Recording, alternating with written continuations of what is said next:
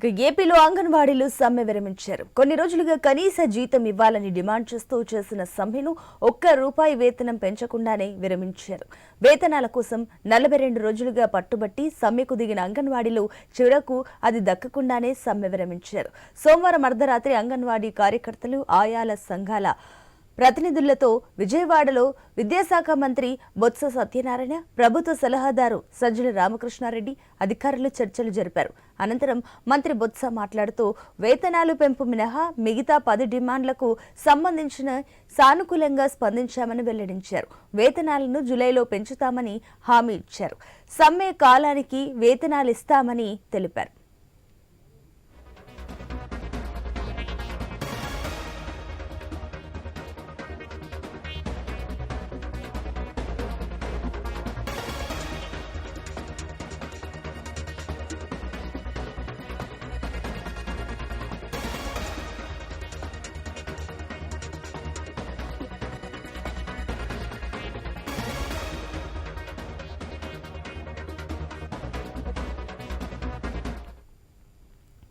ఏపీలో అంగన్వాడీలు సమ్మె విరమించారు. కొన్ని రోజులుగా కనీస జీతం ఇవ్వాలని డిమాండ్ చేస్తూ చేసిన సమ్మెను ₹1 వేతనం పెంచకుండానే విరమించారు.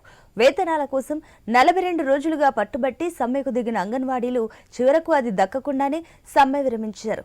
సోమవారం అర్ధరాత్రి అంగన్వాడీ కార్యకర్తలు, ఆయాల సంఘాల ప్రతినిధులతో విజయవాడలో విద్యాశాఖ మంత్రి బొత్స సత్యనారాయణ, ప్రభుత్వ సలహాదారు సజ్జల రామకృష్ణారెడ్డి అధికారులు చర్చలు జరిపారు. అనంతరం మంత్రి బొత్స సత్యనారాయణ మాట్లాడుతూ వేతనాలు పెంపు మినహా మిగతా 10 డిమాండ్లకు సంబంధించి సానుకూలంగా స్పందించామని వెల్లడించారు. వేతనాలను జూలైలో పెంచుతామని హామీ ఇచ్చారు. సమ్మె కాలానికి వేతనాలు ఇస్తామని కూడా తెలిపారు. దీనికి సంబంధించి మరిన్ని డీటెయిల్స్ మా ప్రతినిధి హరీష్ అందిస్తారు. హరీష్, దీనికి సంబంధించిన డీటెయిల్స్ ఏంటి? 40 రోజులుగా చేసిన సమ్మె ఇక ₹1 కూడా పెంచకుండానే విరమించినట్లు తెలుస్తుంది. దీనికి సంబంధించిన డీటెయిల్స్ ఏంటి హరీష్? సునీత, 42 రోజులు ఏపీలో విస్తృతంగా ఆందోళన చేశారు. భారీ ఎత్తున ఉద్యమాలు చేపట్టారు. అరెస్టులు జరిగినాయి. ప్రభుత్వం నోటీసులు కూడా జారీ చేసింది. చివరికి ఎస్మా ప్రయోగం తర్వాత ఉద్యోగాల నుంచి తొలగిస్తూ కూడా నిర్ణయం తీసుకుంది. రేపు 25వ తారీఖు నుంచి నిర్మించాలని చెప్పి కూడా సీఎస్ కూడా ఆదేశాలు జారీ చేశారు. అయితే ఈ నేపథ్యంలోనే ప్రభుత్వ కమిటీతో మరోసారి జరిగినటువంటి చర్చల్లో జూలైలో జీతాలు పెంచేందుకు ప్రభుత్వం సర్కార్ అంగీకరించింది. దీంతో అంగన్వాడీలు కొంతమేర ఆందోళన విరమించారు. మొత్తం 11 డిమాండ్లు 10 డిమాండ్లను ప్రభుత్వం ఆమోదం తెలిపింది. ఈ ఏడాది నుండి అంగన్వాడీ వర్కర్లతో పాటు హెల్పర్లకి, అదేవిధంగా ఇతర సిబ్బందికి జీవిత బీమాను వర్తింపజేయటం, ప్రమాద బీమాగా ₹2 లక్షల ఇవ్వటం, అదేవిధంగా అద్దె భవనాల్లో ఉన్న అంగన్వాడీ సెంటర్లు ఏవైతే ఉన్నాయో వాటికి 66 కోట్లు నిధులు మంజూరు చేస్తూ ప్రభుత్వం ఒప్పుకుంది. ఇంకా అంగన్వాడీ కేంద్రాల్లో శానిటేషన్, ఇతరత్ర వస్తువులు వాటి కోసం కూడా దాదాపుగా 7.5 కోట్లు కేటాయించింది. 55,000కు పైగా ఉన్నటువంటి అంగన్వాడీ సెంటర్లో, ఇంకా సొంత భవనాల్లో ఉన్నటువంటి వాటికి కూడా మెయింటెనెన్స్ కూడా నిధులు మంజూరు చేసింది. అవి కూడా ఒక 21,000కు పైగా అంగన్వాడీ సెంటర్స్ కూడా ఉన్నాయి. వాటన్నిటికీ కూడా ప్రభుత్వం అంగీకారం తెలిపినటువంటి నేపథ్యం. ఇంకో కీలకమైనటువంటి అంశం ఏంటంటే అంగన్వాడీ కార్యకర్తలుగా నియమించేందుకు వయో పరిమితిని 45 నుండి 50 సంవత్సరాల వరకు పెంచుతూ జీవో కూడా ప్రభుత్వం 44 జీవో నంబర్ 44ని జారీ చేసినటువంటి పరిస్థితి. దాన్ని అమలుకు కూడా ప్రభుత్వం సానుకూలంగా స్పందించింది. ఇక టీఏడిఏలు, అదేవిధంగా ఇతరత్ర క్లెయిమ్లు కూడా 2 నెలలకు ఒకసారి క్లియర్ చేస్తూ ప్రభుత్వం గతంలో నిర్ణయం తీసుకున్నటువంటి నేపథ్యంలో వాటిని అమలు చేసేందుకు కూడా ప్రభుత్వం పూర్తిగా హామీ ఇచ్చినటువంటి పరిస్థితి సునీత. హరీష్, మరోపక్క చూసుకున్నట్లయితే ఇది ఏదైతే 42 రోజుల నుంచి వాళ్ళు కంటిన్యూస్ గా జీతాలు పెంచాలంటూ కూడా ప్రధాన డిమాండ్ అయితే మనకు కనిపించదు. అయితే ఈ జీతాలకు సంబంధించి కూడా ₹1 కూడా పెంచలేదు. తర్వాత అయినా పెంచే ఛాన్సెస్ ఉన్నాయంటారా? జూలై నుంచి ప్రభుత్వం జీతాలు పెంచేందుకు అంగీకరించింది. ఎందుకంటే ఇప్పుడు ఎలక్షన్ కి సంబంధించినటువంటి వ్యవహారం ఉంది. ఇక ఫైనాన్షియల్ ఇయర్ కి సంబంధించినటువంటి బడ్జెట్, అసెంబ్లీ బడ్జెట్ సమావేశాలు కూడా జరగాల్సినటువంటి సిచ్యువేషన్ ఉంది.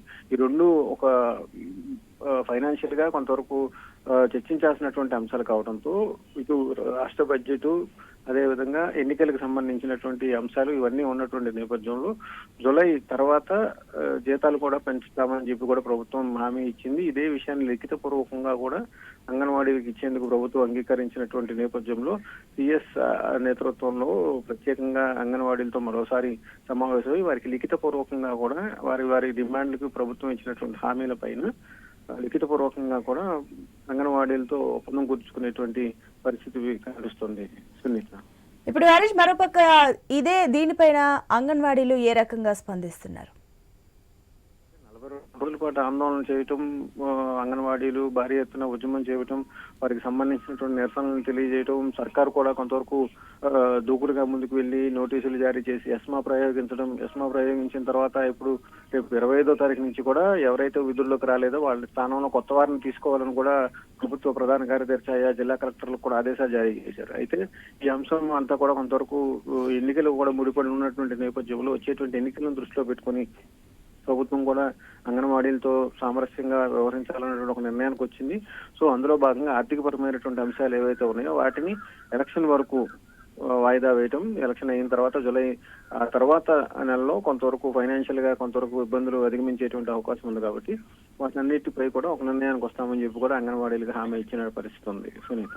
ఇప్పుడు హరీష్, అంగన్వాడీలు మళ్ళీ ఈ ఆందోళనను మళ్ళీ స్టార్ట్ చేసే ఛాన్సెస్ ఉన్నాయా, లేదంటే దీన్ని ఇక్కడికి ఆపేస్తారా? మరోపక్క ఇదే సంఘటన పైన ప్రతిపక్షాలు ఏ రకంగా స్పందిస్తున్నాయి? వ్యవహరించినటువంటి తీరుపైన అన్ని ట్రేడ్ యూనియన్లతో పాటు ఇతర రాజకీయ పార్టీలు అన్ని కూడా తమ నిరసన వాడీలకి సంపూర్ణ మద్దతు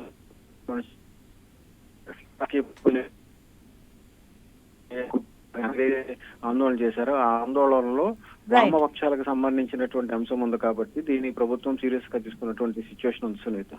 right Harish, thank you for the update.